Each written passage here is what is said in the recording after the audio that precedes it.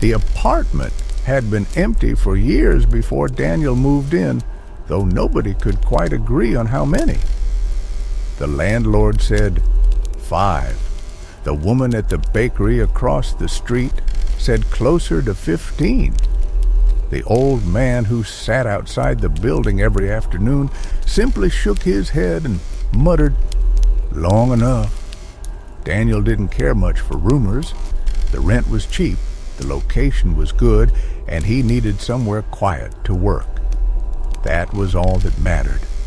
On his first night, he noticed the smell. It wasn't strong, just faint enough to question whether it was really there. Something like old wood soaked in dampness, mixed with a trace of something metallic. He opened the windows, let in the cool evening air, and convinced himself it would fade. It didn't. By the third night, the smell had settled into the walls like a memory that refused to leave. Daniel began to notice other things too. The apartment was strangely cold, even when the heating worked fine. Sounds carried oddly through the space, as if the rooms were slightly larger than they appeared. At night, when he lay in bed, he sometimes heard faint tapping from somewhere deep inside the walls. Not pipes, not settling wood. Something more deliberate. Tap, tap, tap, tap. He tried to ignore it, but patterns began to form, always in threes, always at irregular intervals. One night, unable to sleep, he got up and pressed his ear against the wall. The tapping stopped instantly. The silence that followed felt heavier than the sound itself. The next morning, he noticed a mark on the wall where he had been listening. A small crack, thin as a hair, running vertically from floor to ceiling. He was certain it hadn't been there before.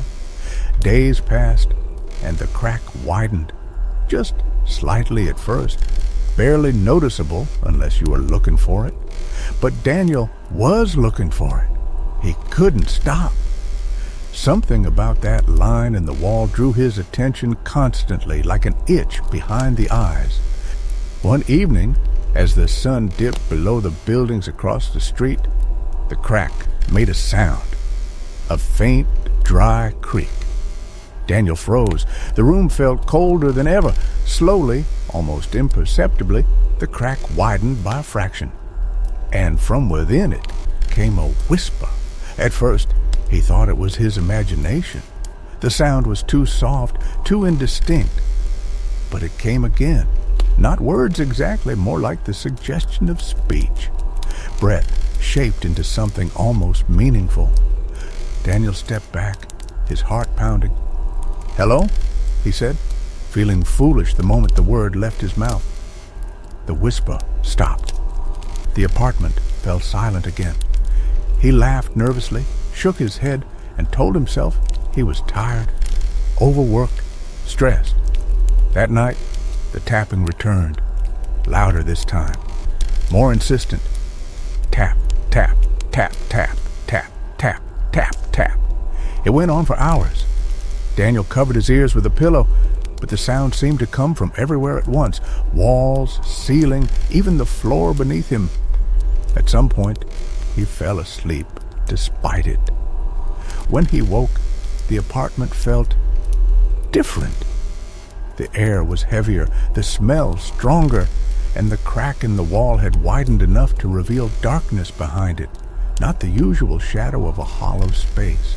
This was deeper, thicker, as if the wall contained not insulation or beams, but something vast and empty. Daniel approached it slowly. The whisper returned the moment he got close. This time, it was clearer, not understandable, but undeniably human. A voice speaking just beyond comprehension. He leaned closer, straining to hear. The voice seemed to react, growing louder, more urgent. Words began to form at the edge of recognition. "See," Daniel's breath caught. "What?" he asked, barely above a whisper. "See, me?" He stumbled back, his heart racing. "No," he muttered, shaking his head. "No, that's not. This isn't real." But the voice continued. "See, me." It wasn't pleading. It wasn't threatening. It was simply stating something over and over as if it had been waiting a very long time to be heard. Daniel grabbed his phone and searched for the landlord's number. When the man answered, Daniel tried to explain the crack, the voice, the tapping. There was a long silence on the other end. Then the landlord sighed. "I told you the rent was cheap," he said. "What does that mean?" Daniel demanded. "It means," the landlord replied carefully, "that previous tenants didn't stay long." "Because of this?" "Because of something," the landlord said. "Look, if you want to leave, you can. I won't hold you to the lease." Daniel hesitated. Leaving would mean starting over again. More expenses, more uncertainty, and besides, a part of him was curious. "No," he said finally. "I'll stay." There was another pause. "Then don't listen to it," the landlord said quietly. "That's the only advice I can give you." The line went dead. That night, Daniel tried to follow that advice. He put on headphones, turned the volume up, and drowned out the apartment with music. For a while, it worked. But when the song ended, the silence that followed was broken by something new. Not tapping, not whispering, breathing, slow, steady, coming from the crack in the wall. Daniel removed the headphones, his hands trembling. The breathing continued.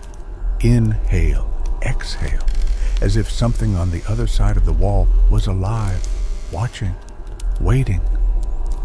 "See, me," the voice said again, clearer than ever. Daniel stood up, drawn toward the crack despite himself. The darkness within it seemed to shift, as though it were not empty at all, but filled with something that didn't quite exist, in the same way as the room around him. "Who are you?" he whispered. For the first time, the voice answered differently. "Who, you?" Daniel frowned. "What?" "Oh, you," it repeated. The breathing grew louder, closer. The darkness within the crack deepened, spreading slightly into the room like ink in water. Daniel felt a sudden, overwhelming sense of vertigo, as if the floor beneath him had tilted. He staggered back, grabbing onto a chair for support. The room seemed wrong, the angles slightly off, the walls subtly warped. And then he noticed something that made his blood run cold. The crack wasn't just in the wall anymore, it had spread. Thin lines branching out from the original fracture, crawling across the surface like veins. And from each of them came the same whisper. "See me. See me. See me." Dozens of voices now overlapping, echoing. Daniel covered his ears, but it didn't help. The sound wasn't just external anymore, it was inside his head. He stumbled toward the door, desperate to leave, but as he reached for the handle, the apartment shifted again. The door was farther away than it should have been. The hallway beyond it stretched unnaturally long, and at the end of that hallway, barely visible in the dim light, stood a figure. It was tall, thin, motionless. Daniel blinked, and it was closer, not by much, but enough to notice. "See me," the voices whispered. Daniel turned back toward the crack. The darkness within it had expanded, filling a large portion of the wall now.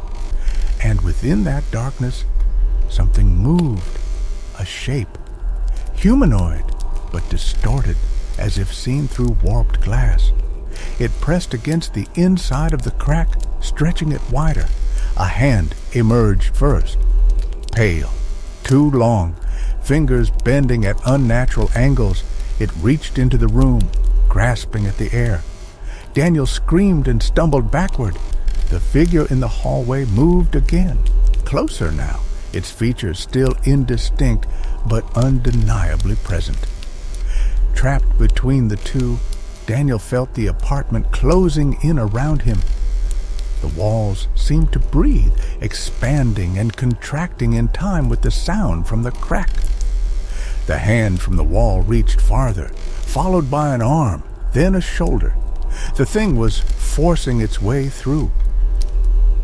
"See me," it whispered. Now, with a clarity that was almost conversational, the figure in the hallway tilted its head as if observing him. Daniel realized, with a sickening clarity, that they were the same. Whatever was coming through the wall was already inside the apartment. He lunged for the door and ran. The hallway stretched endlessly before him, the figure always just a few steps behind. No matter how fast he moved, he couldn't seem to gain distance. The whispers filled the space, growing louder, more insistent. "See me. See me. See me." Daniel finally reached the stairwell and burst through the door, collapsing onto the steps. The sounds stopped instantly. Silence, complete and absolute. He stayed there for a long time, breathing heavily, afraid to move. When he finally looked back, the hallway was normal again, empty. The apartment door stood closed as if nothing had happened. Daniel left the building that night. He didn't take his things. He didn't look back. Days later, he tried to convince himself it had been a hallucination. Stress, lack of sleep, anything but what it felt like. But sometimes, late at night, when the world was quiet, he would hear it again. Faint, distant, coming from somewhere he couldn't quite place. Tap, tap, tap, tap. And beneath it, just at the edge of hearing, "See me?" Daniel tried to rebuild something resembling a normal life, but the problem with leaving a place like that is it doesn't really let you go. At first, it was just the sounds, the faint tapping at night, always in threes, always irregular. He moved to a different part of the city, then another. It didn't matter. The sound followed. Quiet at first, easy to dismiss. Pipes, neighbors, coincidence, but it never stopped. And then came the smell, that same faint metallic dampness seeping into his new apartment as if it had always been there. He scrubbed the floors, opened every window, bought air fresheners, candles, anything to mask it. Nothing worked. The smell wasn't in the air. It was somewhere deeper. One night, about 2 weeks after he left the old apartment, Daniel noticed a mark on his bedroom wall, a thin line, vertical, barely visible unless you caught it in the right light. His stomach dropped. "No," he whispered. "No, no, no." He backed away, shaking his head, refusing to look at it. But the moment he turned his back, he felt it. That same pressure, that same awareness, as if something on the other side of that wall had just noticed him noticing it. The tapping began again. Tap, tap, tap, tap. Louder now, closer.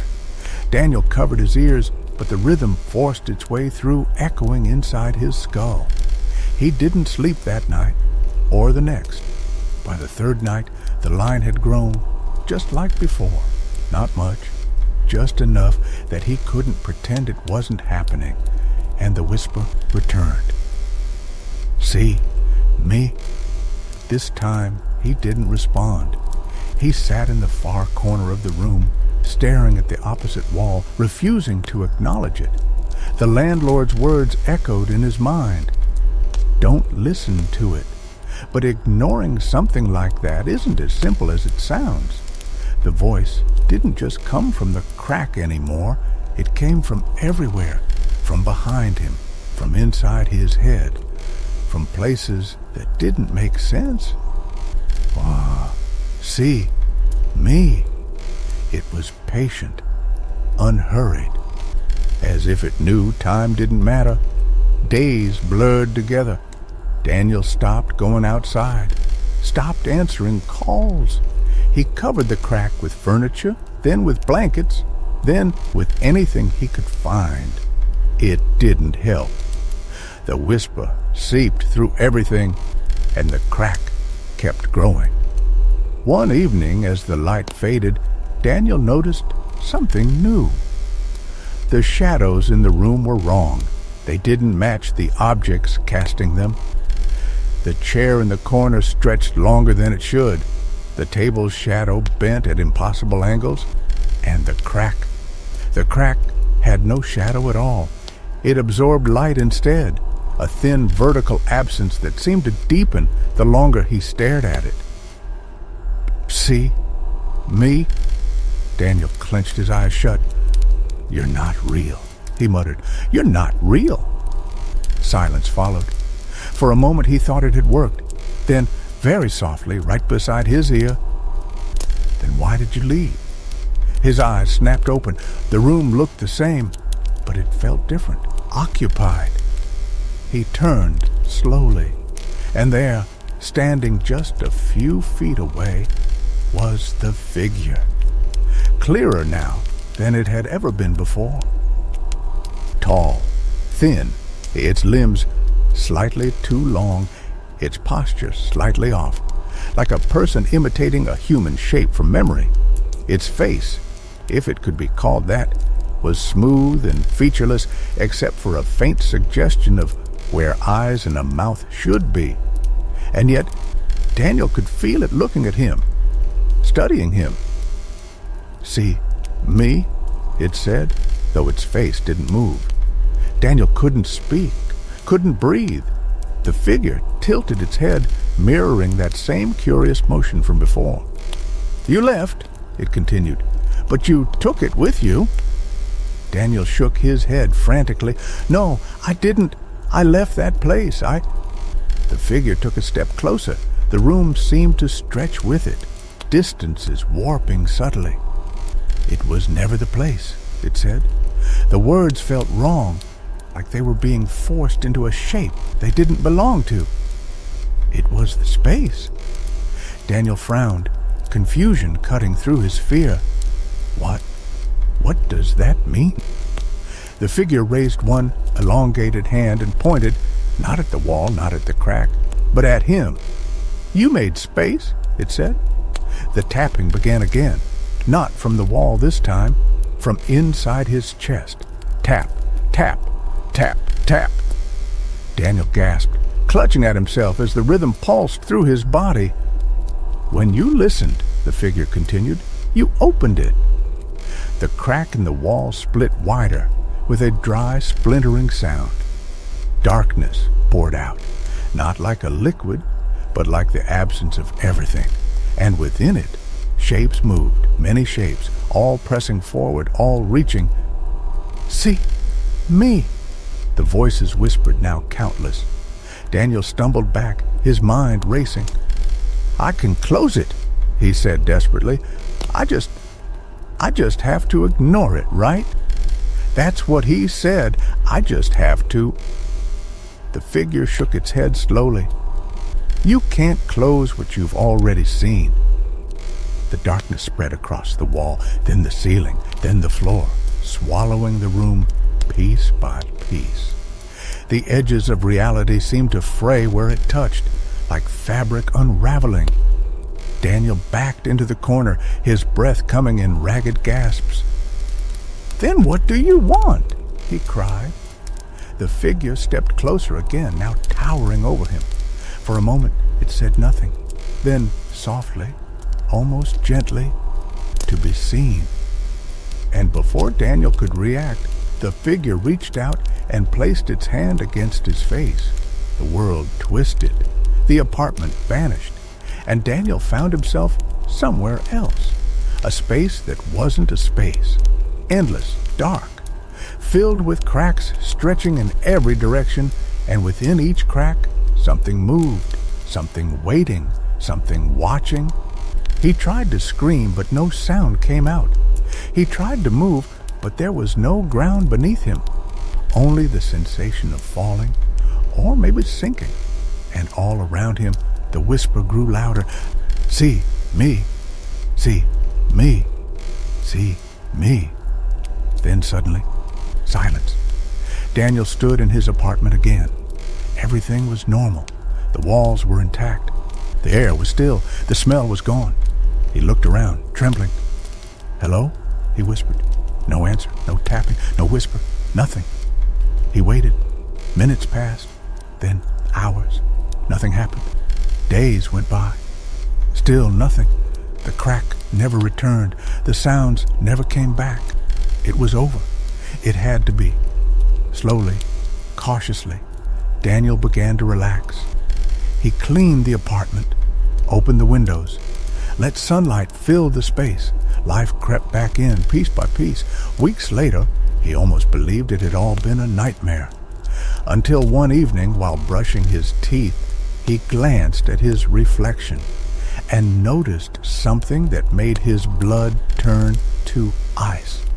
Behind him, in the mirror, not in the room itself, but only in the reflection, the wall was different, covered in thin, branching cracks, and from within those cracks, countless shapes pressed outward, just barely visible, watching, waiting.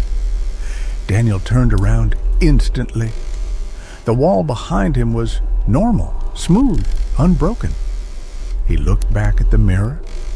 The cracks were still there, and as he stared, one of the shapes moved closer, its outline becoming clearer, familiar. It raised a hand, and Daniel realized with a slow, dawning horror, it was mimicking him. He lifted his own hand, almost without thinking. The reflection followed, but not perfectly. Its movements lagged slightly, delayed, independent, and then it spoke, not from the room, not from the mirror, but from somewhere inside him.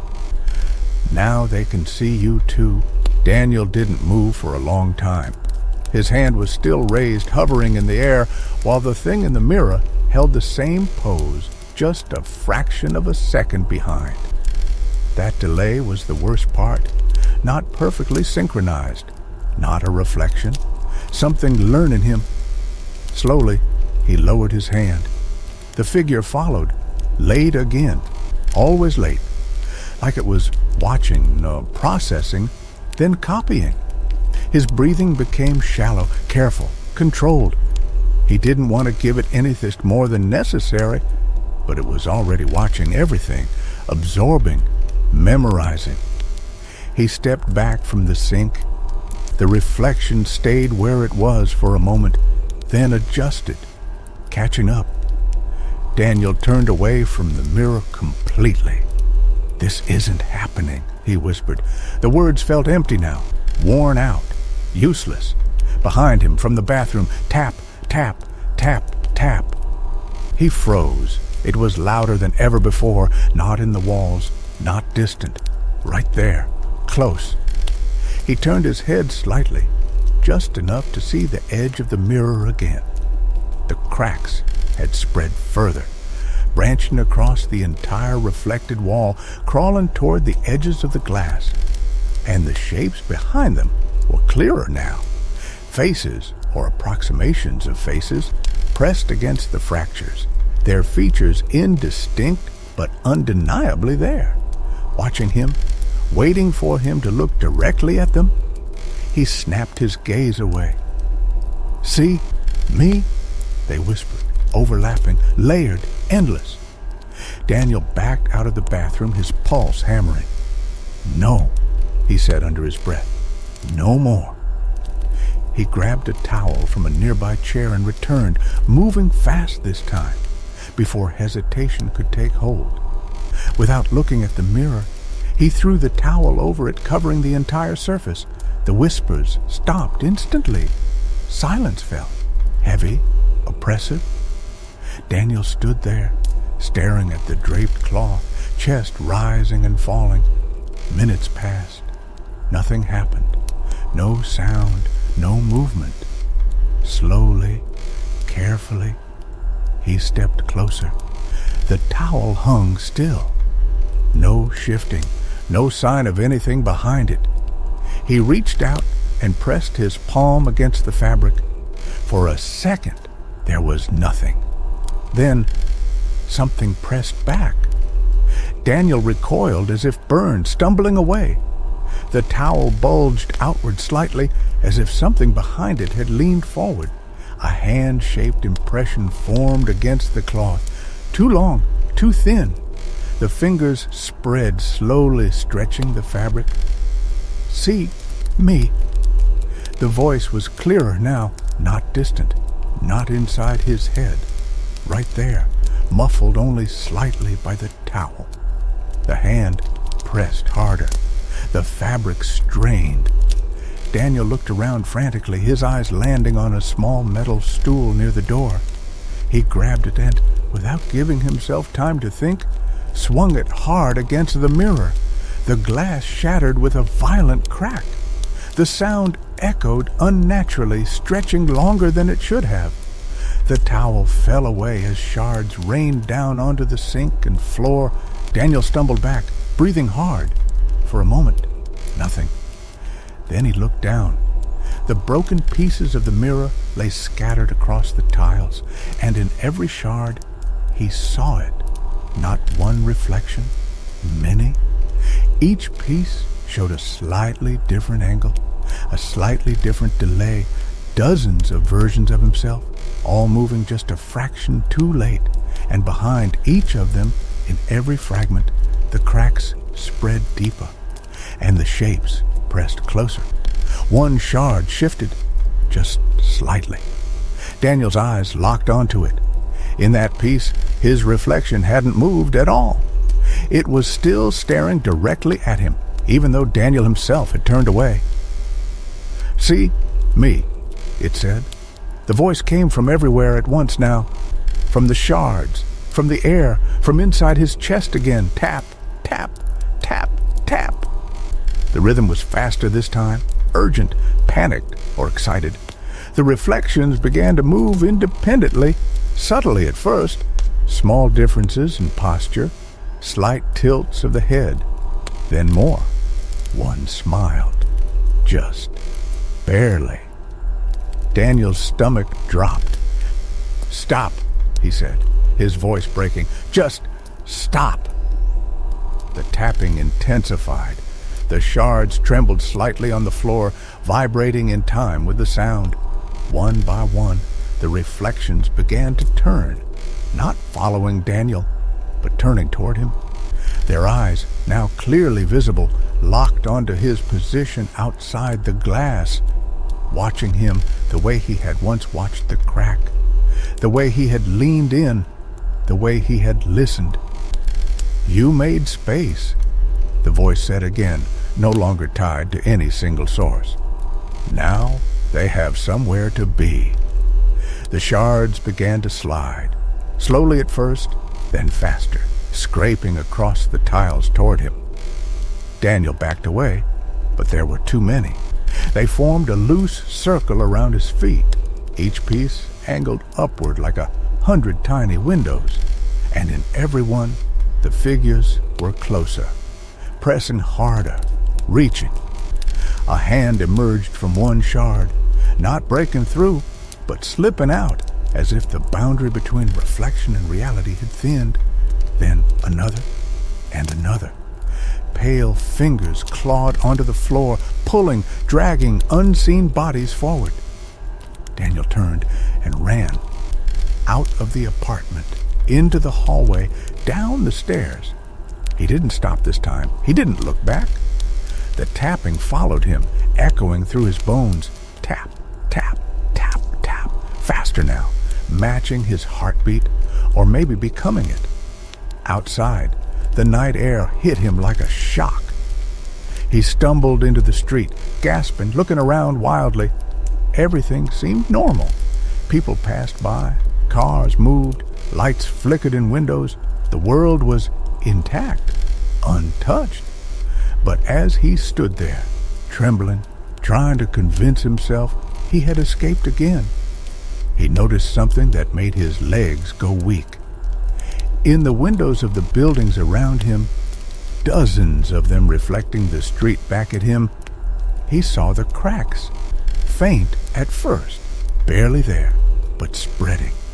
And in those reflections, the shapes were there too, watching from behind the glass, learning, waiting. One of the passers-by slowed, glancing at Daniel with mild concern. "Are you okay?"